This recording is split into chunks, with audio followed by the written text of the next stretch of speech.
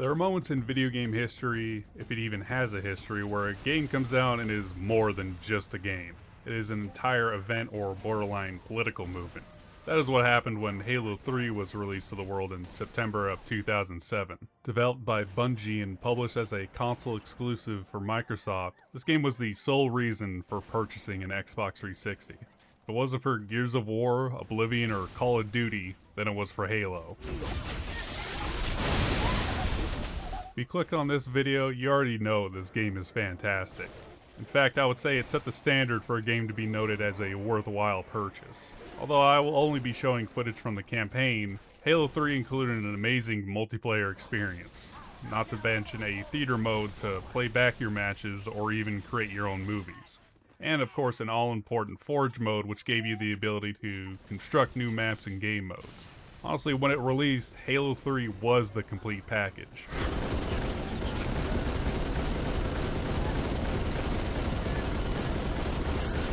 As you can guess, you play as the pretty much immortal Master Chief, who is accompanied by other familiar faces from the series such as the Arbiter and Sergeant Johnson, which if you played all the games up to this point, those two are your lifelong bros, or they are for me at least. As in what feels like almost all the other Halo games, you are trying to stop the Covenant or the Prophet from launching the Halo rings, all the while trying to locate every teenage boy's blue girlfriend Cortana, whom you are having some visions of constantly. You have been called upon to serve. There are some people that really care about the story in the Halo series, but honestly I never thought any of the plots were in the series were ever good. That may be due to me thinking stories in games are kinda dumb, especially in a first-person shooter. I think the places or biomes any game takes you are much more captivating than any story.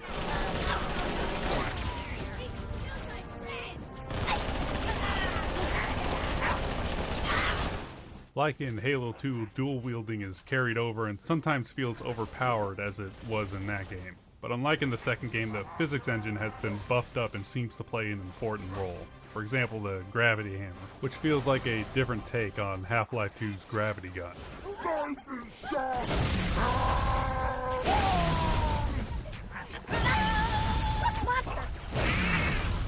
The amount of weapons on offer are immense. No matter what your playstyle, the game most definitely has you covered. From shotguns to Spartan lasers and energy ball sucking things, this feels like Bungie took what Halo 2 did right and expanded on it from top to bottom. And from watching their making of documentary, it seems they did precisely that.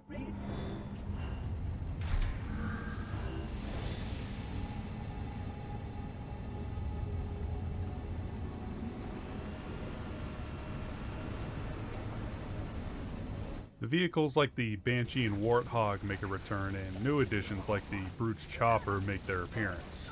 Which I think the Chopper is one of the better additions to the series, solely because of how people used it in multiplayer, and more importantly using it in Forge when people were creating the maps. I distinctly remember my buddy made a couple maps that were pretty much a demolition derby filled with Warthogs and Choppers. Although I'm sure everybody made maps like that, or races with the Mongoose. I remember those being pretty popular too.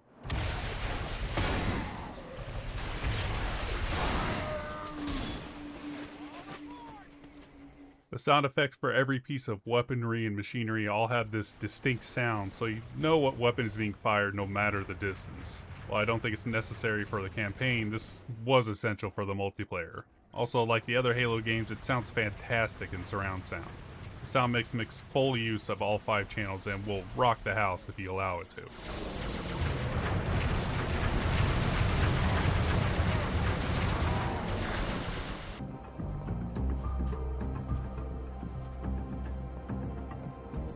Like its predecessors, the music is the chef's kiss on an already stellar package.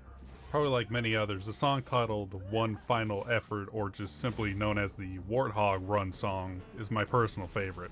I remember I would play it sometimes when I go on a snack or soda run to the liquor store. I also remember I had this soundtrack on my Zune from back in the day.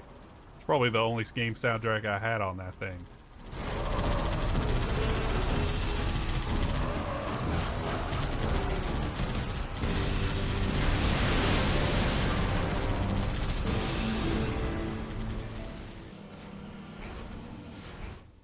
Like the sound and music, the art design of the game, and some say the graphics as well, still hold up today. The lighting and the appearance of the world all fit together to create some great set pieces. I even got some historical evidence to back this claim up. I don't know if anyone remembers or even cares, but when Halo Infinite gameplay was first being shown, many people, including myself, were wondering why Halo 3, a game made in 2007 for a console with a half gig of memory, looked 10 times better than a game made for a 4K console in the modern day. The comparisons between the two games were so viral that Microsoft and 343 Studios had to basically redo everything when it came to how Halo Infinite looked. Honestly, the game benefited immensely from that decision. A lot of crawling all over that tower. Watch yourself.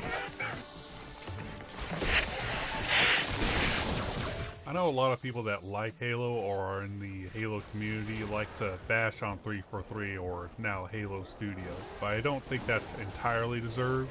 I know this is a hot take for some of you, but I thought Halo 4 and Halo 5, on launch at least, were pretty decent, all things considered. And I enjoyed Halo Infinite even with its massive launch faults. I just think that some people need to realize they'll never be a young kid or young adult again playing for the first time. Was it a better time back then? Yes and no, but I can safely say the games that were coming out during the 360 and PS3 generation were pretty damn good.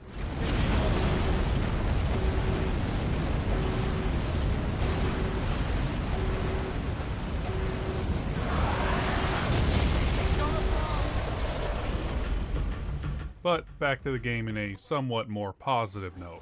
The way the levels are laid out are almost completely different if you were to compare it to the first entry in the Halo series, Halo Combat Evolved. In the first game, it felt like each level has its own world, large areas with different routes to take and coincidentally get lost in. Whereas in Halo 3, each level plays as if it's going down a linear path with little to no chances for the player to get lost. The linearity of the levels I think is neither a positive nor a negative point, as I'm fine with either. It is almost as along the same lines of how do you take your coffee? You know, how do you take your Halo? Sprawling and open like the first game in ODST, or more linear like the mainline story games like Halo 2 or 3? I'm fine with both in my case.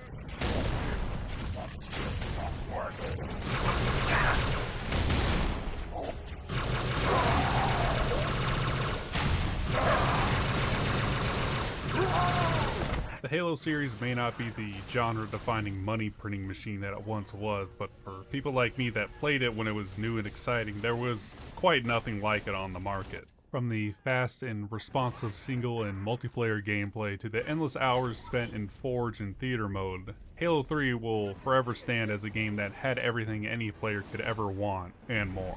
Do I think Halo will ever return to its former glory? No, probably not, but at least we got the Master Chief Collection on PC. So whenever I want to play it with friends, it is always ready for a pseudo-styled LAN party. Just please, for the love of God, Microsoft, keep the servers up and running. If the servers ever go down, the gaming unk population will disappear without a trace.